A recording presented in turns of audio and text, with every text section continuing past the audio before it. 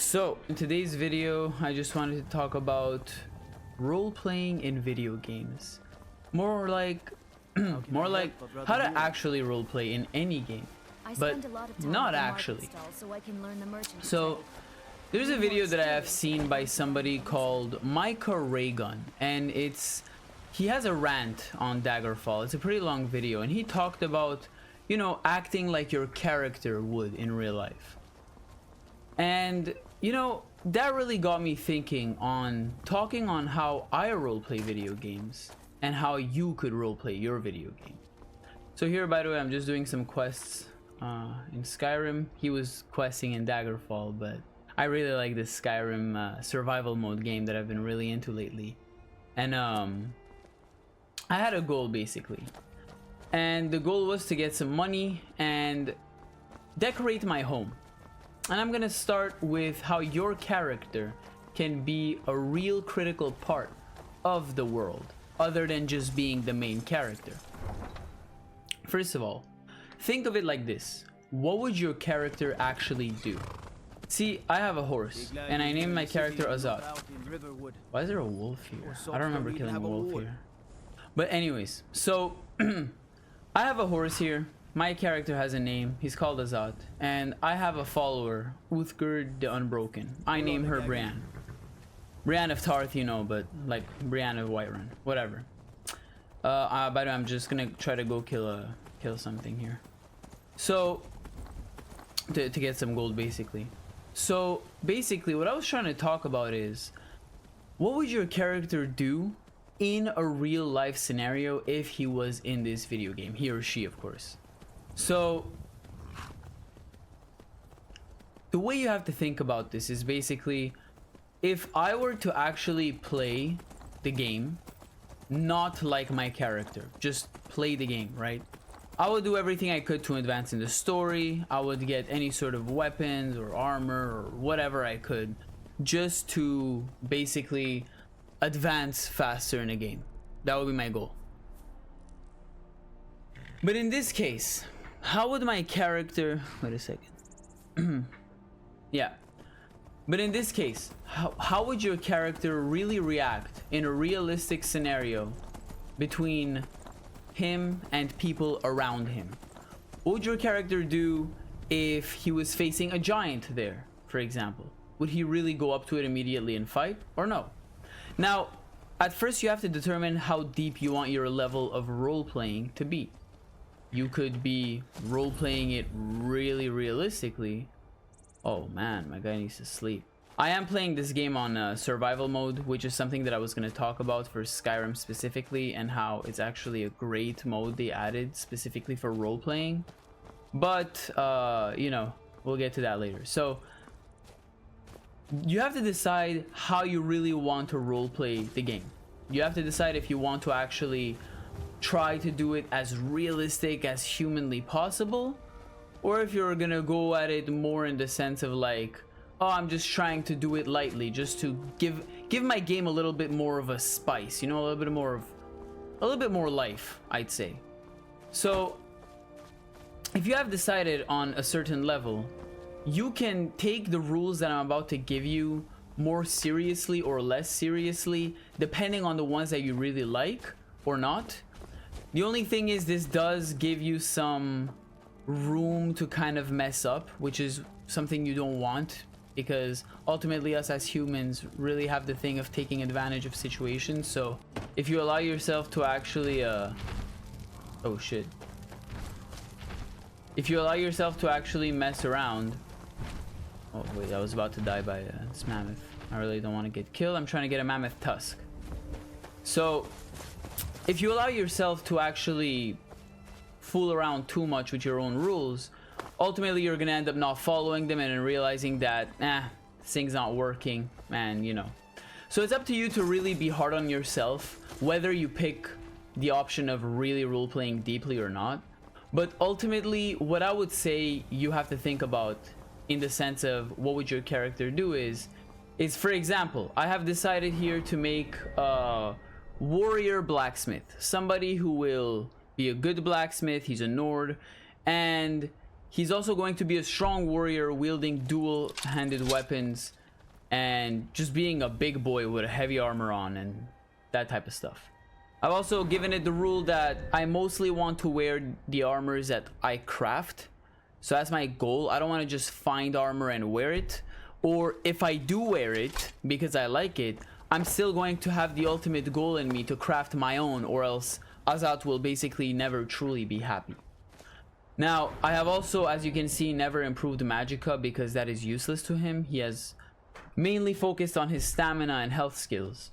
And I have a follower, a companion, someone like me. I don't need no magic person around because that's not who I'm role-playing as. And I could have taken this a step further basically, but I decided to pretty much leave it at that. Now the only thing that can make this a little bit... I'm probably gonna go sleep, by the way, because I don't want to be drained if I'm going to find a mammoth tusk. So you see, the only thing that could make this situation be any easier or harder is if I decide to really roleplay it deeply, like, oh, I don't want to pick up some things because it's just an ingredient and not food, for example, which is something that I actually do personally. But there are things that I don't, and if I were to think of some things that I don't do is really, for example, talk like the actual character at all times, especially as I'm streaming the game. I also like making things funny. I like making people laugh, so I make people laugh, but at the same time I try to roleplay, and that's a good way of mixing two things that you like. Now wait a second, guys, where's my horse at? Did I bring my horse? I'm pretty sure I did. So you see, something like in this situation, maybe if you were really role-playing alone, you could scream out, like shouting at your horse, calling him here. But you know, not everybody wants to go that deep. At the end of the day, it is just a video game. But if we are to keep it in the more realistic sense, I think I left my horse somewhere here. If we are to, yeah, there he is. If we are to keep it more in the realistic sense, it would be like you don't upgrade skills that you don't need just because they give you good stats. Like for example, I could be using restoration magic because from what I know, at some point in the restoration perk tree, whenever you cast certain spells, I think, yeah, healing spells also restore stamina. So first of all, in survival mode in Skyrim, healing would be amazing, right? I would heal myself and that would pretty much save me most of the time from any situation. But I decided that my character does not use magic. Therefore, what he will do instead is prepare a little bit more, get more healing potions, spend more money on them if he needs to, more food, and things that will take care of Azat without the use of magic. And that way, I feel like the game becomes a lot more fun. At the same time, what I believe here is, even if restoration was an option, let's say I was a magical character, then equally I wouldn't use any weapons for myself that on the spot might help me. Like let's say I'm lacking magicka at the moment and I do not have any restore magicka potions. Well, what do? One of the things I could do is whip out a sword or something just to defend myself, but no, I will die in this situation, and I will not save up a different load, just load up a different save, I mean, just because I have decided that, oh, that's probably the best thing to do in this situation, just so that I don't mess up my scenario in the video game. Ultimately, you have to look at it as your character takes decisions and you stick with them, and that's the fun of it. That's something that Micah Reagan actually spoke about, is a lot of times when there's a misfortune in the video game or anything, it can actually lead to a better life. What am I doing? I have a house. See, this could be role-playing. I know that at that inn, I'm allowed to sleep for free because I've helped them out. I look at it as, well, I'm Thane. I've helped this inn out. They let me sleep there for free, and so I can. But I just bought a home. What would Azat want to do? He would want to sleep in his own home. He wouldn't want to sleep there. And so even though I was already kind of almost there, I decided to come to my own house because, well, I mean, why not? I'm probably going to sleep like almost 24 hours because I think the reason Azat is drained is because he hasn't slept in a long time. And so he just gets drained during the day also. I'll probably wake up at like 10 a.m. or something. But you see, that's the thing. Now, 8:53 is good. Now you see, that's the thing. maybe oh, maybe I by the way, Lydia's here with me, calls me my thing, but she's not my follower, so I'll just whatever. See, I want my character to be a lightly an alcoholic, so sometimes he drinks wine in the middle of the morning, in the beginning of the morning, and that's where that ends. You understand? So the way I see is that in this situation is that I could decide my own rules of sleeping where I want or not, but ultimately it's for your character to make more sense. Now back to what I was saying, as kind of Micah said, he said that if you were to actually follow more bad situations, if you were to actually follow up where the bad situations lead you, a lot of times the game itself would become more fun for you and for overall, if you have any viewers, is the part I'm adding, is if you have any viewers too. So whether you're a creator or not, if you're trying to roleplay, one of the best things you can do is just let the situation run. It's fine. Unless it's game breaking or it's really gonna mess up your game in a very ultimately bad way, then there's no purpose in actually removing and like loading up a save where you used to be safe. It's completely useless. It doesn't change anything. It's not going to help you in any way, shape, or form. The only thing it's gonna do is make the game become more robotic, more of a, you know, game where you kind of see the man behind the screen type of thing, like where you know what's going on really. And you don't want that, especially if you're trying to roleplay and have a fun time. So your character in this situation, let's say he wants to head back to he wants to come back here because he has a quest to retrieve the Nettlebane, because he wants to save Whiterun. Well, one of the very good things he could do is on his way pass by Riverwood, because it's a town he hasn't been in. And especially if you're role-playing, one thing I would advise is there should be no fast traveling at all, which in survival mode in Skyrim, they kind of just set it for you straight. So you can't fast travel even if you were to try to cheat, unless you go into settings and actually, I don't even know where you do it, but where you actually take away the survival mode in Skyrim. But then that also kind of just defeats the whole purpose of you putting survival mode in the first place. So essentially your character would first of all prepare for the journey. So make sure you have potions, make sure you have food. I know I have enough. Like I have my potions here, my healing potions, stamina potions, resisting potions, which I'm all fine with. Increase heavy armor skill, all those are good. Poisons are good. The only thing that he doesn't accept is any magicka stuff. And also food, I'm stacked up on food. I also have my fur coats, and you see everything is fine here, and here everything is superior. These aren't, because these are enchanted, and Azad is trying to work his way up in the smithing skills to at some point get the ability to improve magical weapons and armor. That's his ultimate goal. Oh my god, there's a dragon. I cannot fight a dragon, or at least I don't think I can. I could try, but yeah, every now and then I save, by the way, because I don't want to go too far back, because that also kind of destroys the purpose of role-playing in and of itself also. But yeah, so first of all, you think of what your character would really do. So he wants to go there, and he knows that he had forgotten to do many things in Riverwood.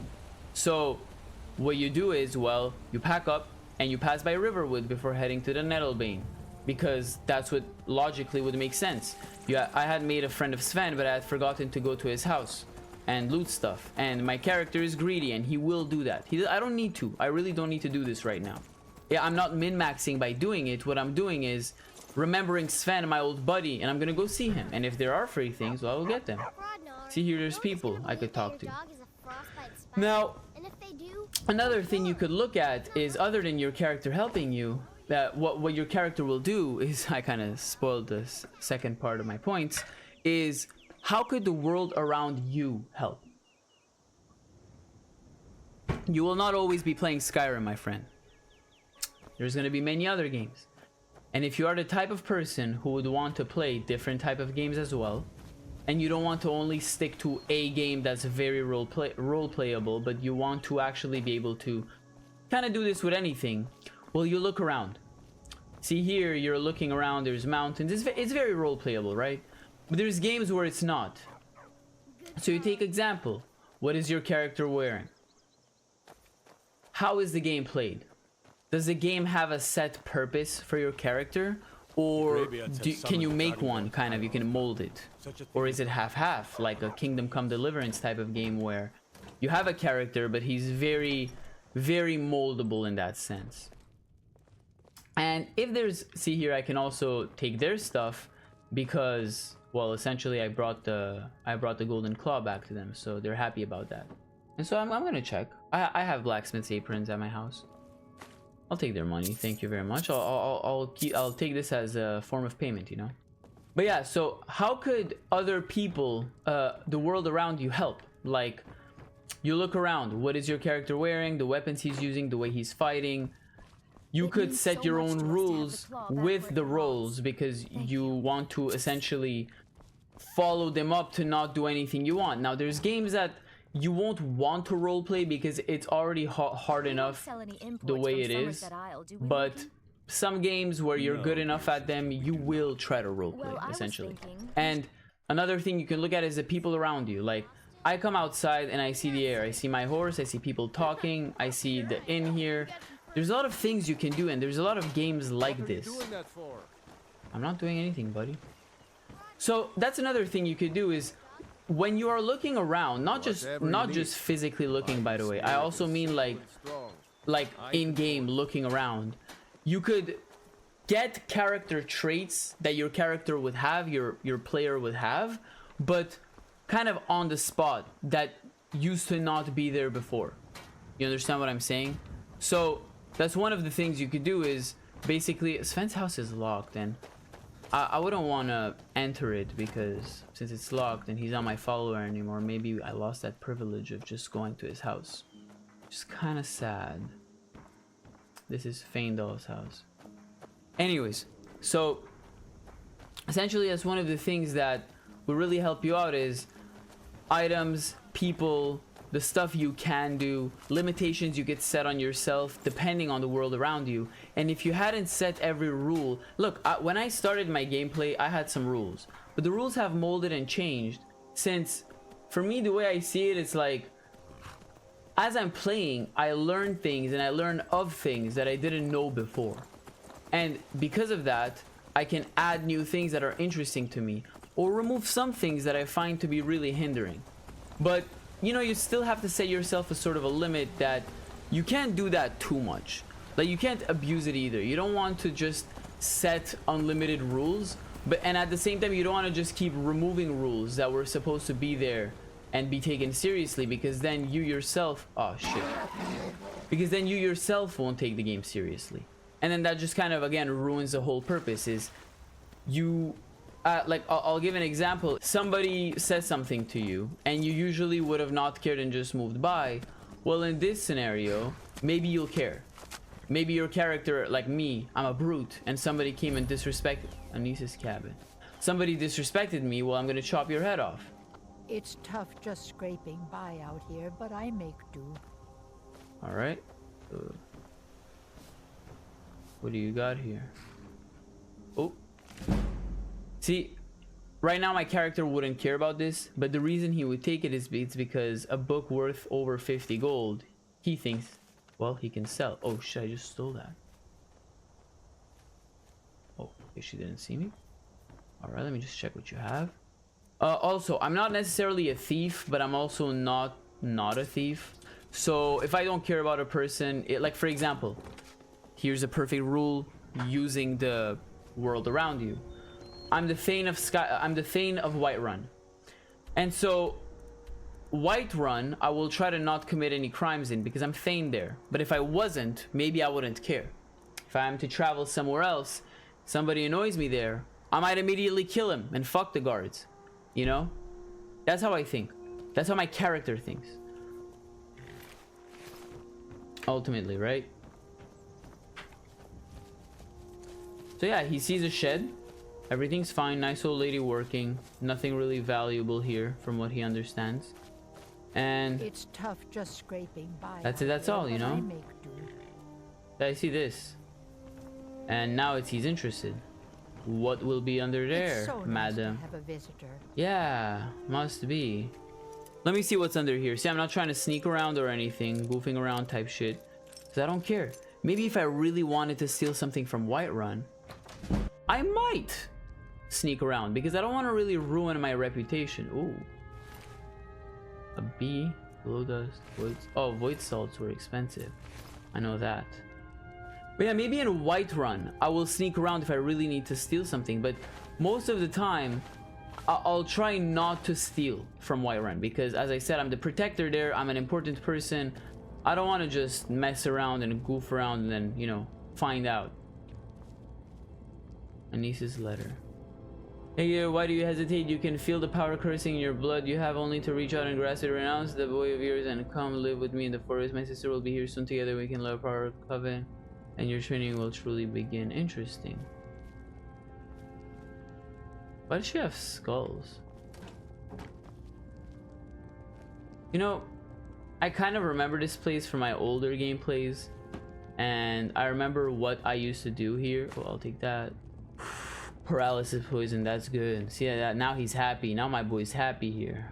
Take that too. It's a poison. Frenzy poison is the type of thing I think he wouldn't care about, so I won't take it. See, even if it could have maybe been good, maybe I would have used it, maybe I wouldn't. Doesn't matter.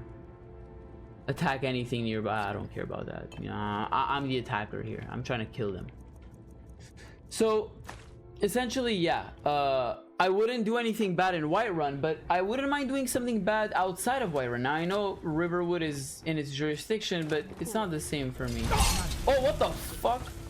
Oh, so that's what it was. Yo, I actually got scared, bruh. Oh, you're dead, bitch. Oh, one shot dead. Holy. See? No remorse. I could not care any less. And I'll take this and sell it. Put your body right here outside, just so people know who you truly are. Here in this bucket here. There you go. There you go. There it is. Try to attack me for no reason, huh? That's what happens. Hiding in some weird secrets. So you see, that I could say could be role playing. Now if you were playing a nice wimpy character, for example, maybe you wouldn't attack, maybe you would just run away.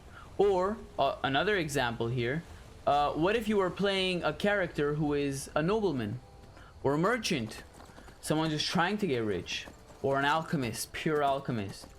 So all you do is craft potions and poisons and get followers to do the dirty work for you the entire time.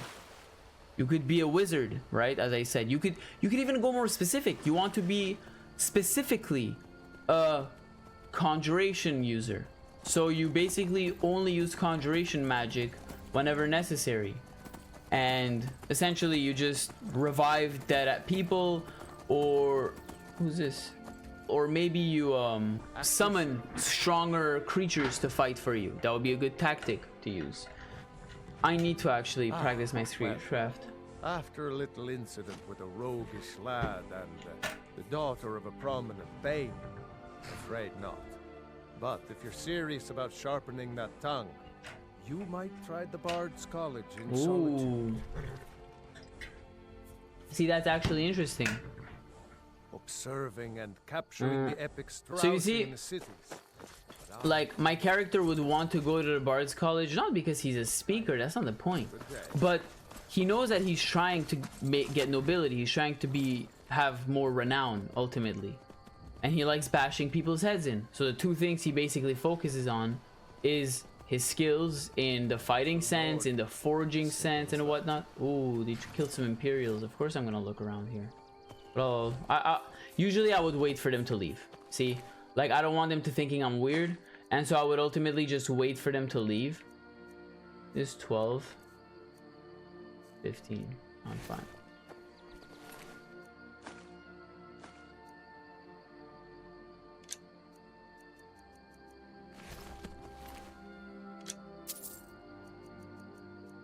So yeah, If you know in this situation, what would your character do, mixing it with the world around you, is, well, exactly that. You would wait for them to leave because they're soldiers. It's weird to be looting their dead enemies' corpses right after they've killed them, right? You wouldn't do that if you were playing the character like mine. But you would maybe do that if you're playing someone who really doesn't care or is trying to go against the authority or things like that ultimately. And you have to take those things into consideration, like which type of missions will you not do. Maybe you put yourself a pause button somewhere where it's like, wait a minute, I don't want to be doing this. Oh, I'll fight. What's up? Never should have come I here. see this as a challenge. Some weak bandits I'm taking care of. See, another thing is, now my character has, as I said, grown a certain type of fondness to Whiterun. So for Whiterun, around Whiterun, he'll kill bandits, he'll go invade camps. But other than that, he probably won't, because nobody's paying him. So he'll wait for a quest to come up for someone to pay him to take care of a bandit camp before he has to go and do anything by himself. Oh, that's good. Even though I don't care about block at all. You understand? So, but because I like Whiterun, I'll do it. Now, another good reason to take care of a bandit camp would essentially be by, well, you want more loot. You're trying to get rich. You're trying... Anyways, your carry capacity is cut in half. Now, the most you can do is get a companion, maybe, just to help yourself with the carry load. But ultimately, you don't want to just, like, collect everything anyways as a role player, because that wouldn't make sense. Why would your character have everything? Just because they can sell them? Well, you know, now we're going to the territory of min-maxing. Maybe as a merchant you'd have the excuse, but even then download a sort of a mod where you can make backpacks and whatnot, and you can carry more and stuff like that, caravans. And if you can't get any mods, well, you just play with the limitations that you have on hand. You can only basically I'm still here. get the things that you What can do you get, need and to you'll take it a little bit slower, you know. You'll get your riches through a different way. Wait, this is 10 damage, this is 8 damage, this is 12 damage, this is 10 damage. They're the weakest things. I think I'm actually gonna straight up just throw them. At first I kept all of them because, you know, but now it's like I'll use steel arrows. It makes more sense. And it looks prettier too. I don't want to have anything on my back right now, but it looks prettier. See, like right now I'm kind of lost. What I usually would have probably done in this scenario is either figured out a way to fast travel closer, or maybe I would have used clairvoyance. But now I won't. I will look at the map, which helps me learn the map as well, and I'll figure out myself. This helps you learn the map, because whenever you fast travel, you forget a lot of things.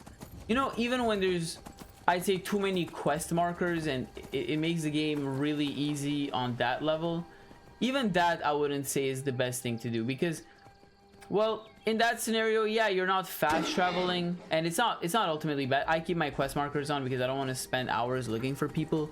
But a lot of games like this actually give you enough information to figure out the sense of direction that you need. They give you enough information to remember names and attach people to certain traits so that you don't forget where they were or what they were called, as I said, like their names and stuff like that. But whenever you just rely on quest markers, ultimately you're just playing the game on brain dead mode a little bit, not too much.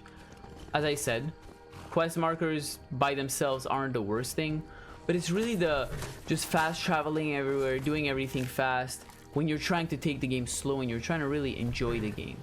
Really enjoy the game. Have you ever seen a YouTube video where somebody will say, oh, I was walking around and then I just took a moment to gaze at the beauty. And look, right now we're doing that. We're literally doing that right now. We're looking at the beauty of this game. We're looking at certain places that this game has that were designed for us to look at. But because of the easy options of because of the easy option of fast traveling and getting to places a lot faster and whatnot, we just don't. You don't remember people's names. You don't remember pretty much anything. Like, you just don't remember anything, because why would you? You go through these things fast. Now this is Helgen. This is where we came from. This is where we escaped from, actually. Oop. Now, if my memory serves me correctly, there will be bandits here. Oh, there they are. Bandit outlaws. Did I just hit my horse? can you stop fighting, please? Azat's horse.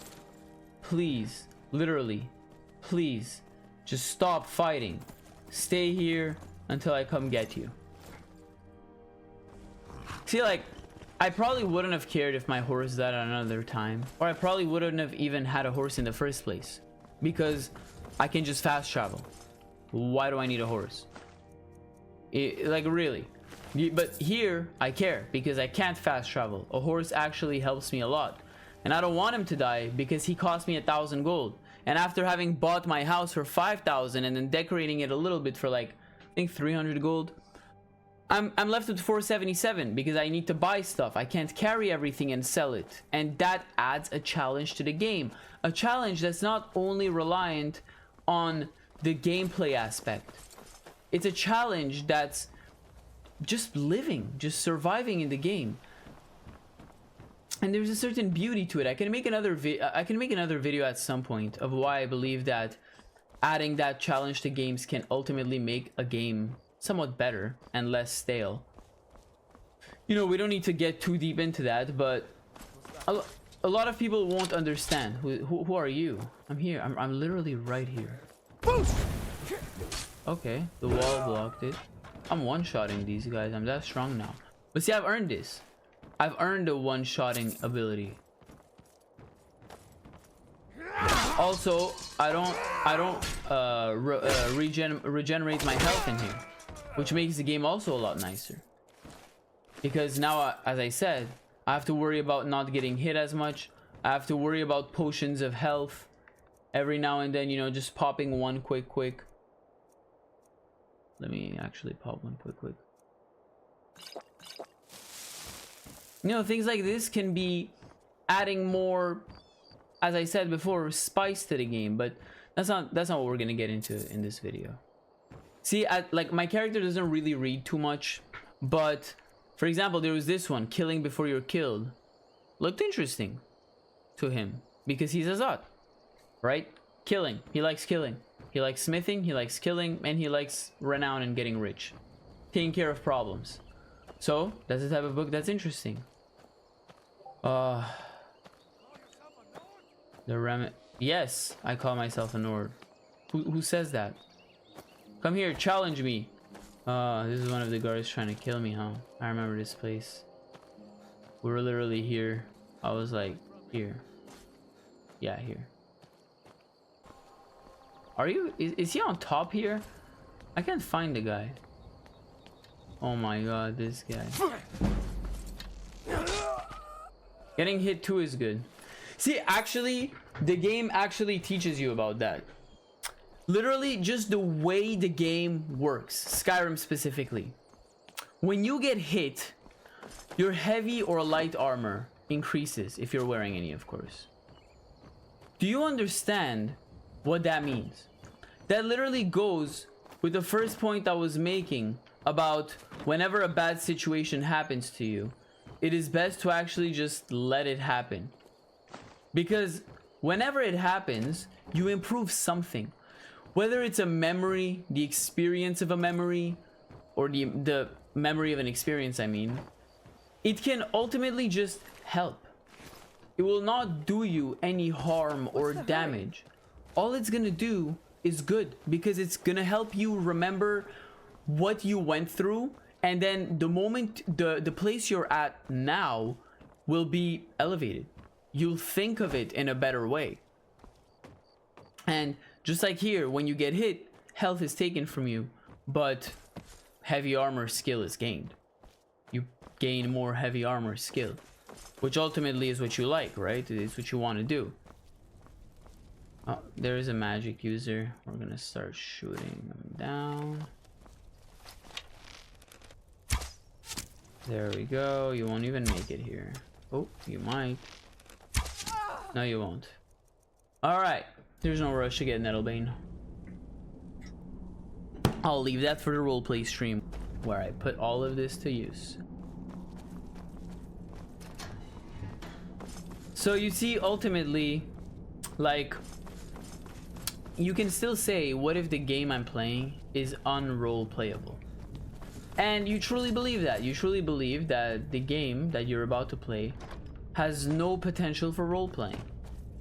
Now, although there are games that might be a lot harder to roleplay, I actually could think of a way to roleplay any game. Now, it wouldn't be the exact same level of role-playing as you could have with Skyrim or a game like Baldur's Gate, which is something I surprisingly have not played as a fan of D&D actually. But even though all games aren't like that, there's still a lot of games. Wait, what's happening to me? I'm hungry. True, I forgot. I'll eat too. You could find a way. You could basically put yourself in the place of the protagonist and think how he would think. It could be a game like survival game, like a real survival game, or something like this more, if you want. Or it could be bandits instead of soldiers. Oh.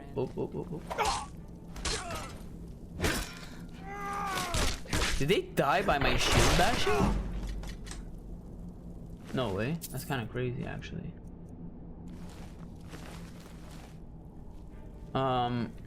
So yeah,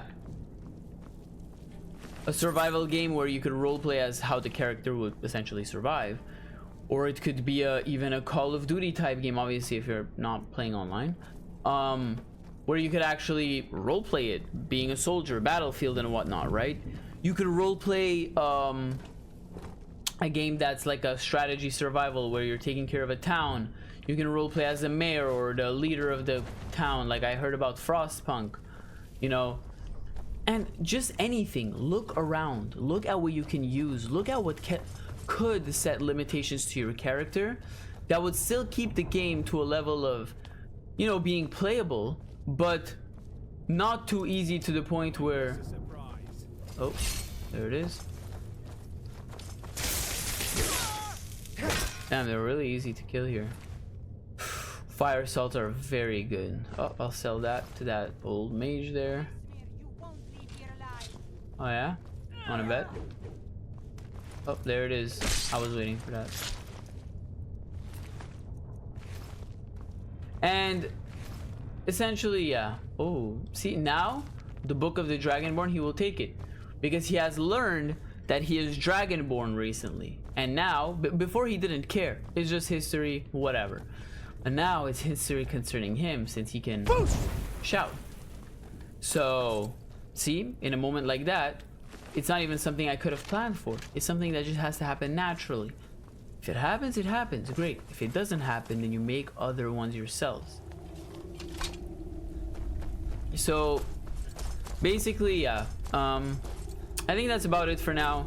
I think I'm gonna end it here because I've covered pretty much how to roleplay in any situation, playing any game. If there's any questions you guys have, or you want me to make a part 2 going into a little bit more details of what I would do in a certain scenario, hit me up in the comments. Let me know what you thought of this video, this style of video.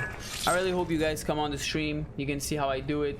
I also have a little bit more fun. My role-playing style, especially on stream, is not super serious, but at the same time I do keep some rules very strictly, and we're over here to have fun. So yeah guys, thanks for watching. As I said, let me know what you think. Subscribe, it really helps. Leave a like, leave a comment also, that really helps. I really want to know what you guys think of what I said, or if you have any questions you'd like me to answer in a different video. And yeah, on that note, Get Nuts out.